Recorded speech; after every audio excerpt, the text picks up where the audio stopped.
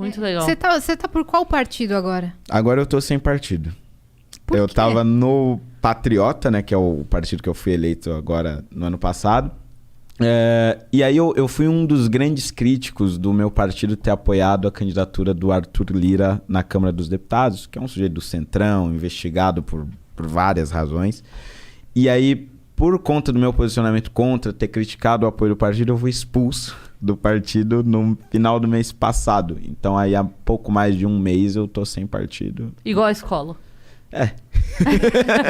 Igual o projeto dele, Igual a Escola Sem Partido. Fala sobre esse seu projeto. Esse é um dos projetos que eu revi o meu posicionamento, né? Eu fui um dos maiores defensores do Escola Sem Partido.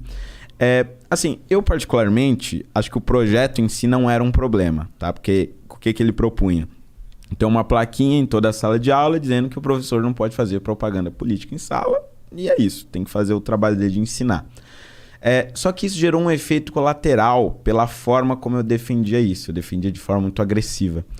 E aí muitos alunos começaram a desrespeitar os professores em sala de aula por conta da defesa desse projeto. Então o professor falava alguma coisa e às vezes nem estava fazendo propaganda política nem nada. Estava explicando, sei lá, principalmente aulas de história.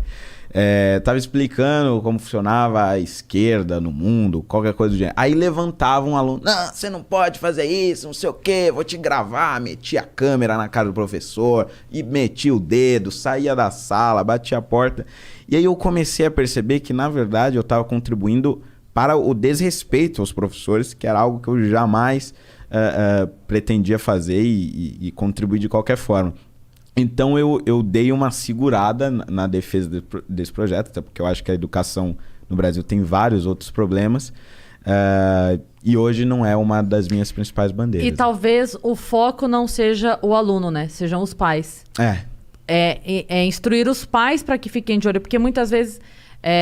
você sabe, eu sou professora, né? Eu dei aula há muito tempo. E uma coisa que a gente aprende é que a gente não pode...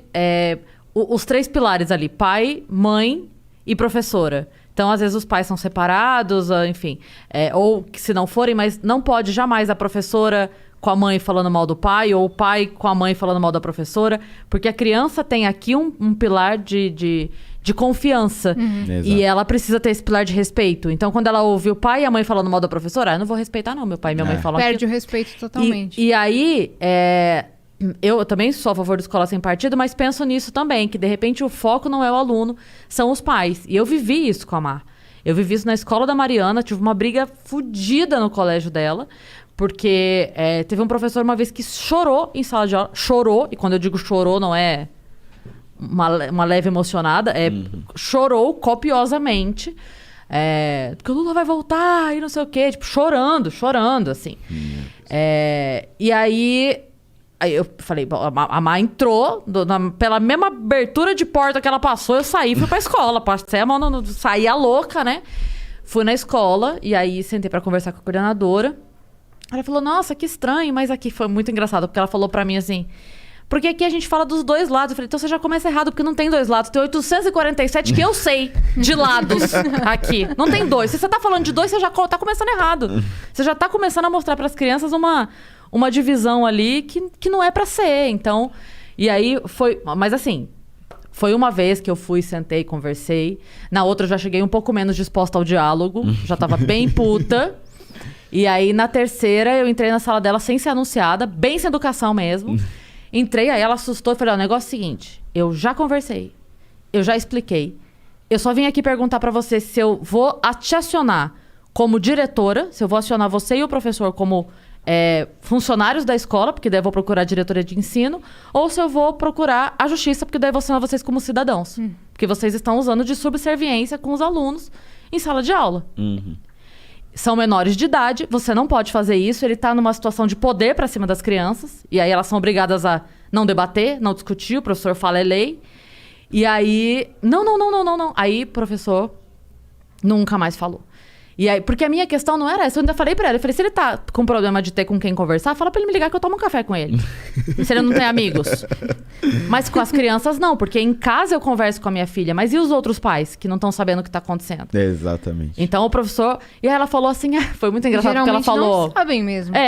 Não sabe. A maioria nem tem nível de instrução pra poder acompanhar. Não tem tempo. Não sabe nada. Exatamente. E aí, no primeiro dia que eu fui, falei que ele tinha chorado em sala de aula e tal. Ela falou assim, mas de repente foi bem no dia da... A votação foi no domingo do impeachment. Foi na segunda-feira. E que aconteceu isso. Caramba. Foi naquela segunda. Aí ela falou assim, ele devia estar mal e tal. Eu falei, então ele chora em casa. Porque se eu tiver mal e eu for no meu show e chorar, ninguém paga ingresso, eu não pago a escola. Então ele não tá bem, que ele fica em casa, chora. No outro dia ele vem e tudo bem. Ele não tem que chorar em sala de aula. Pelas paixões dele, sejam políticas ou de outra ordem, sexuais, sei lá. E aí, mas eu tô contando esse relato pessoal porque eu sei que isso acontece, a gente sabe que isso acontece. Mas assim como a gente não pode generalizar as enfermeiras filha da puta que finge que aplica a vacina e não aplica, a gente também sabe que tem professor, a imensa maioria, sério, tentando trabalhar. Exatamente. Né? E eu percebi isso porque eu já cursava, né, desde 2017, a faculdade de licenciatura em História. Aliás, desde 2018. Faculdade de licenciatura em História. Você ainda tá? Ainda tô. Tô terminando, graças a Deus. E aí, em 2019, eu comecei a fazer estágio, né? Tem que ir na escola e tal, e até dar algumas aulas. E aí eu comecei a perceber que tinham professores que realmente doutrinavam, assim, não tem jeito, o cara faz a propaganda em sala de aula, teve até numa escola que teve briga em reunião de pais por conta disso, piriri pororó, mas tinha um professor que não tinha nenhuma filiação partidária, não tinha nenhum tipo de viés político, e eu via que ele tinha medo mesmo de entrar em determinados assuntos, o que prejudica a aula. Então eu comecei a perceber que era muito por conta disso, pela velocidade que muitas vezes a gente defende o Escola Sem Partido.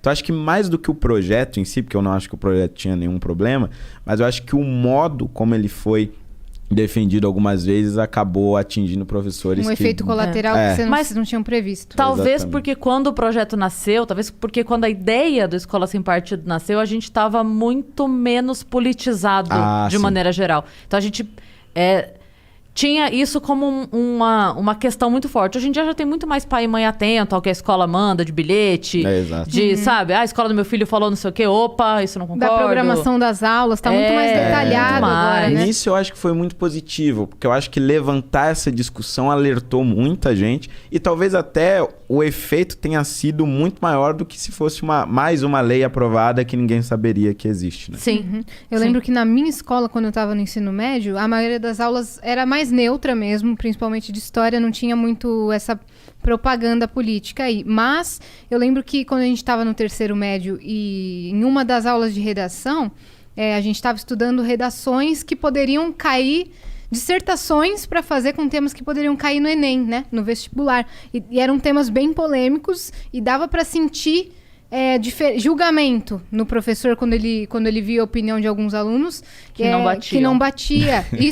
Isso dava uma incomodada, porque aquele aluno não sabia por que não batia, e o outro aluno que tinha outro posicionamento, por que estava agradando mais o professor, entendeu? Exato. A Má chegou a fazer algumas aulas com uma professora de redação para prestar o Enem, e a orientação que ela recebeu foi: você não precisa nem concordar, mas escreva nesse tom. Porque senão você não passa na prova. Sério? Sério? Não foi? Meu Deus. Você ganha 10 porque você concorda com a opinião da professora, ou porque você expôs seus pontos, seus argumentos bem? Porque foi um texto bem escrito. Exato. A gente não sabia, né? Então era meio complicado. Até que começou a se instaurar um debate dentro da aula, onde cada aluno podia expor seus pontos sobre aquele tema. A gente fazia um debate saudável, que não tinha uma conclusão, mas cada um depois absorvia e tirava a sua própria conclusão. Aí sim, A gente se sentiu mais confortável enquanto aluno ali. Teve um evento na escola da Mal uma vez também. Eu sempre fui, né? Eu falei pra coordenadora, quando eu fui lá a terceira vez, eu falei pra ela, sabe qual que é o problema?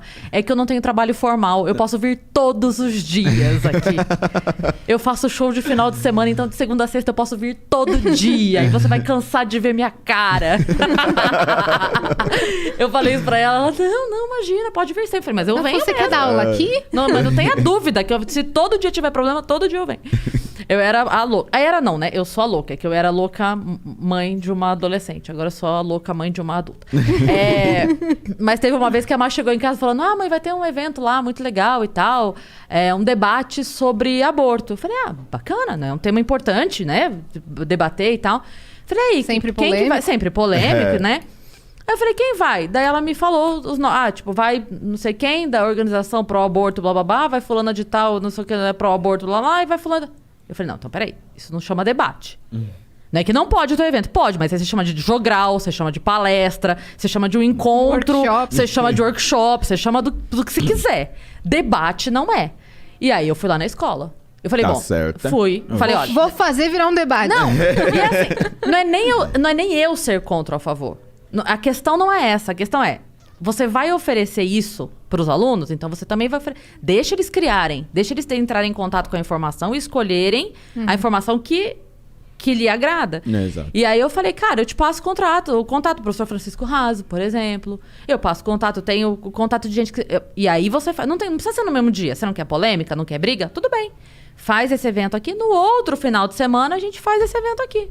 De uma outra esfera, né?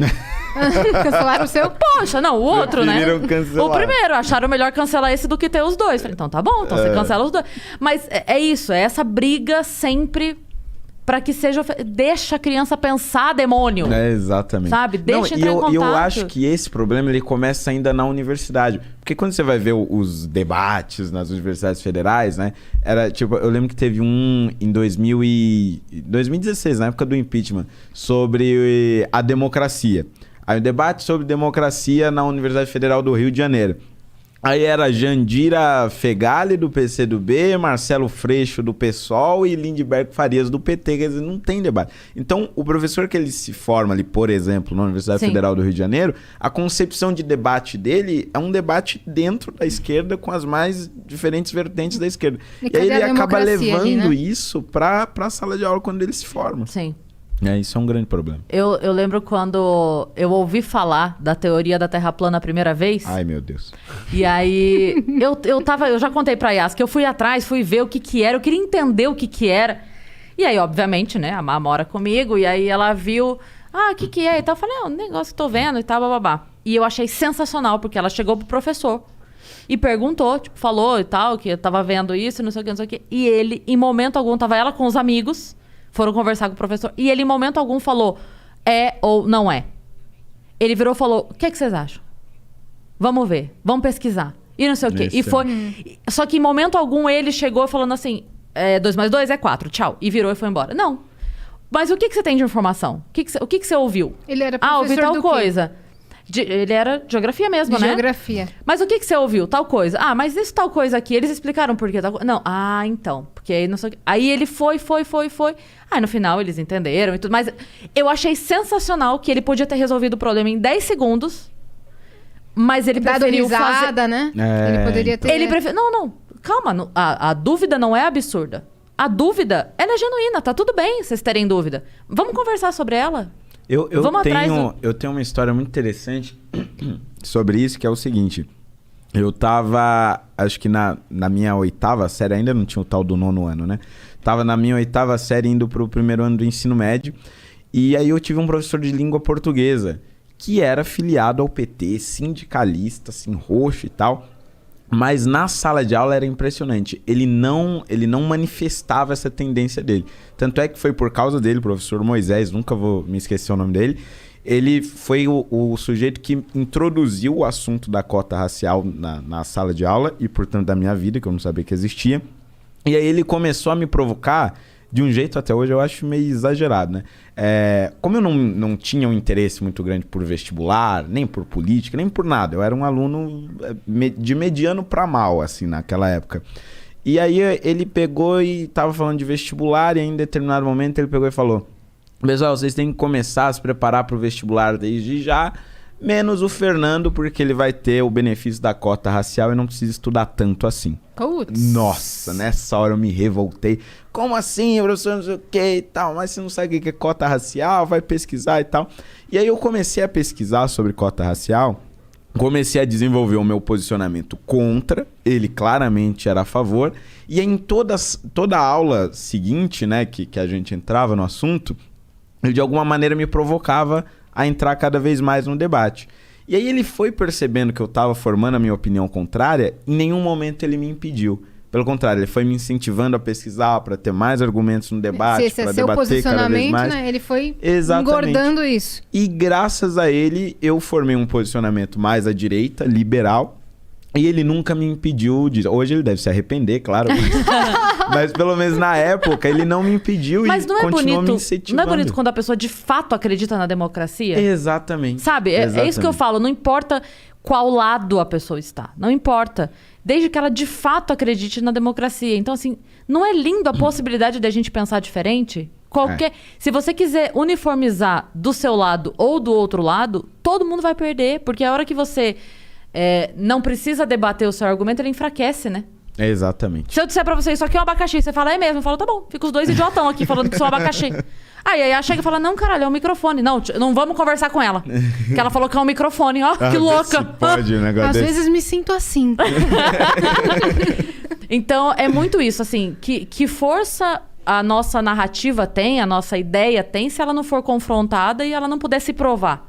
Não, eu quero conversar, eu não quero falar pra convertido.